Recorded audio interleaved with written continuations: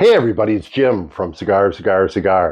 Hey, I'm excited today. We're going to talk about a deep dive into Arturo Fuente cigars. And we're going to talk a little bit about the history, but also then try to unravel the complexity of the Arturo Fuente line of cigars. They have a bunch of different sub bands and foot bands and all that kind of stuff, and we'll try to figure out what the heck those mean. Let's get started doing that. Let's talk first about the history of Arturo Fuente cigars. I love talking about the history of some of these companies. Man, these companies have gone through great turmoil and sacrifice and struggle, and that's really epitomized by Arturo Fuente cigars. So Arturo Fuente himself left Cuba for Tampa, Florida in about 1900. He was at the time only 12 years old. And it took him a while to get his feet on the ground, but in 1912, at the age of 24, he started and registered the Arturo Fuente Cigar Company. The company grew and prospered until 1924, when there was an enormous and very devastating fire which burned down their building.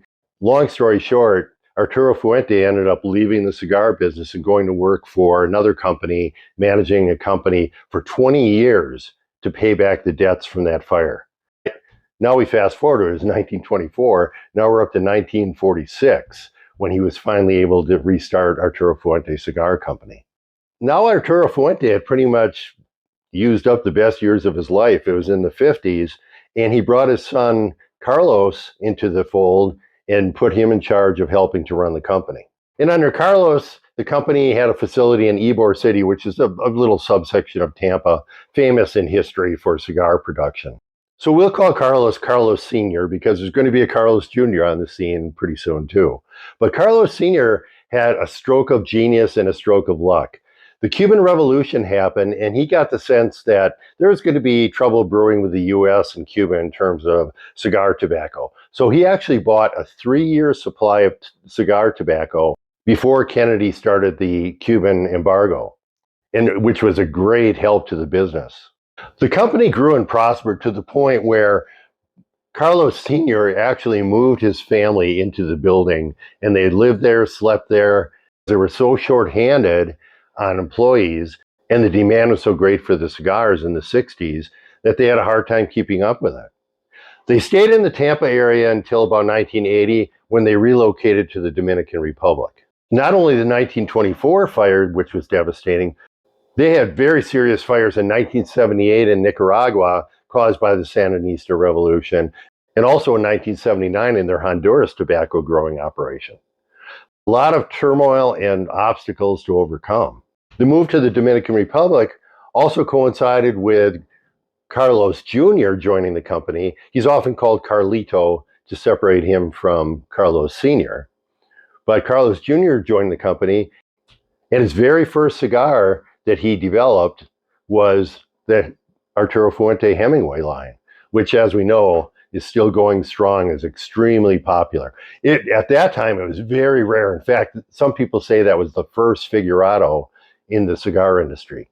Now we fast forward to 1992, Carlito came up with another idea, and that was the Opus X. It was actually first called Project X from Planet 9. Kind of a takeoff on, there was a movie at that time, Plan 9 from Outer Space. That was kind of their code name for developing the Opus X. And they shortened it. It chose Opus because it had a cool sound to it, really nothing more than that. So it became the Opus X when they released it. One more setback to talk about. In 2011, they had a serious fire in their Dominican Republic tobacco storage facility and lost a lot of inventory. So yet another setback for them, but they recovered from that pretty quickly. Currently, Arturo Fuente is producing somewhere in the area of 35 to 40 million cigars a year, almost all in the Dominican Republic. So let's take a look at the product line. And as I mentioned before, the product line is a little complicated for Arturo Fuente. I remember in my early smoking days going to my local cigar store and trying to figure out, I wanted to buy Arturo Fuente cigars, and their bands all look the same. The name is all Grand Reserva. How do I tell one from the other? And there are some tricks to doing that I'm going to tell you about. Start with what Arturo Fuente calls the flagship line, and that is the Grand Reserva cigar. Believe it or not, with all the wrapper combinations and vitola combinations, there are over 52 different versions of the Grand Reserva. So where I said it was a pretty complicated line, the Grand Reserva really is that way because they have a lot of choices for tobacco. They have Cameroon, Candela, Broadleaf, Ecuadorian Connecticut, and Ecuadorian Habano as possible wrappers, and then a whole bunch of different vitolas. You can see how that line gets out of hand pretty quick. Now, if we're looking for a way to spot the Grand Reserva line, look for the little green section of the band below where it says Arturo Fuente Grand Reserva.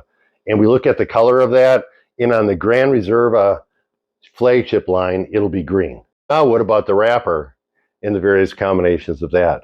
They use what they refer to as foot ribbons, we'll just call them ribbons, to delineate some of the tobaccos, and it isn't always consistent. Anything with a black ribbon is a broadleaf, sun-grown tobacco.